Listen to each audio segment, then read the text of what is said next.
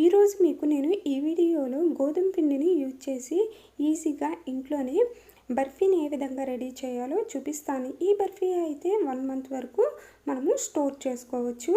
Okay, welcome to iSmart kitchen. ముందుగా ఒక fry ప్యాన్లోకి 1.5 cup గోధుమ పిండిని యాడ్ చేసుకోవాలి. ఈ విధంగా యాడ్ చేసుకున్న తరువాత దీన్ని లైట్గా ఫ్రై చేసుకోవాలి. ఈ విధంగా ఫ్రై చేసుకుంటున్నప్పుడు మీరు ఫ్లేమ్ అనేది మీడియంలో పెట్టుకోండి. ఈ విధంగా లైట్గా ఫ్రై చేసుకున్న తర్వాత 1 కప్పు సుమారు నెయ్యిని యాడ్ చేసుకుని పిండి అంతటిని నెయ్యిలో బాగా మిక్స్ చేసే వరకు మనము కలుపుకోవాలి. ఈ విధంగా కలుపుకున్న తర్వాత దీనిని పచ్చి వాసన పోయే వరకు మనము ఫ్రై చేసుకోవాలి. ఇక్కడ మీరు నెయ్యి బదులు నూనె లేదా డాల్డాని యూజ్ చేయవద్దు. ఒకవేళ యూజ్ చేస్తే మటుకి మనకి బర్ఫీ అనేది అంత టేస్టీగా రాదు. కాబట్టి వీలైనంత వరకు నెయ్యిని మాత్రమే యూజ్ చేయండి. చూడండి, మనకి ఇక్కడ లైట్గా బ్రౌన్ కలర్ వస్తుంది కదా, ఈ విధంగా వచ్చే వరకు మనము వేయించుకోవాలి. ఇప్పుడు స్టవ్ ఆఫ్ చేసేసి ఇది కొద్దిగా చల్లారిన తరువాత 1 కప్పు సుమారు మిల్క్ పౌడర్ని యాడ్ చేసుకున్నాను. మీరైతే ఏ మిల్క్ పౌడర్ని అయినా సరే యాడ్ చేసుకోండి. నేనైతే మటుకి ఇక్కడ అమూల్య మిల్క్ పౌడర్ని యాడ్ చేసుకున్నాను. చూడండి, ఇక్కడ ఈ విధంగా మీరు మిక్స్ చేసుకోవాలి. ఈ విధంగా మిక్స్ చేసుకున్న తరువాత వేరొక ప్యాన్లోకి 1/2 కప్పు షుగర్కి 1/2 కప్పు వాటర్ని యాడ్ చేసుకుని మనము పాకం అనేది ప్రిపేర్ చేసుకోవాలి. ఇక్కడ పాకం అన్నానని చెప్పి పర్ఫెక్ట్గా ఏమీ అవసరం లేదు.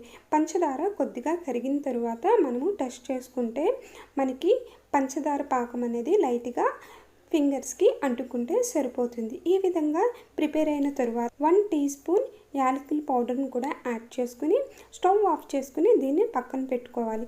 ఇప్పుడు మళ్ళీ స్టవ్ ఆన్ చేసుకుని ముందుగా రెడీ చేసినటువంటి పిండిని పొయ్యి మీద పెట్టుకుని షుగర్ సిరప్ని యాడ్ చేసుకుని బాగా మిక్స్ చేసుకోవాలి. ఈ ప్రాసెస్ చేస్తున్నంతసేపు ఫ్లేమ్ అనేది లోలో మాత్రమే ఉంచుకోవాలి.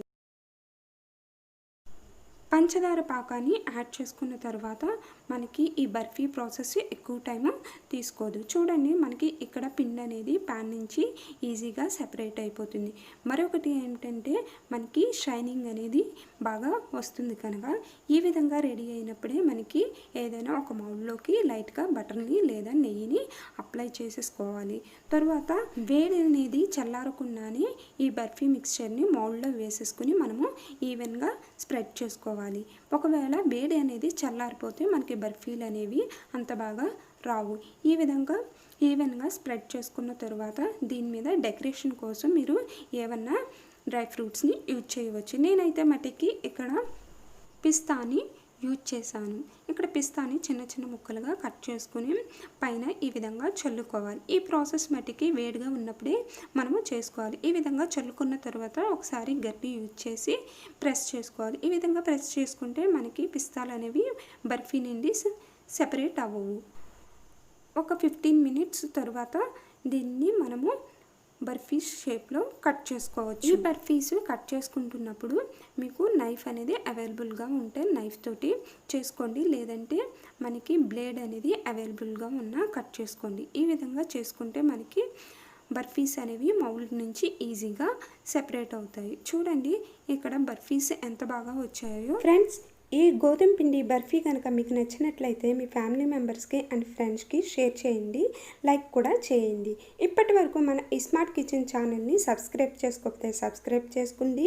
అదేవిధంగా పక్కనే ఉన్నటువంటి బెల్ ఐకాన్ని ప్రెస్ చేయండి.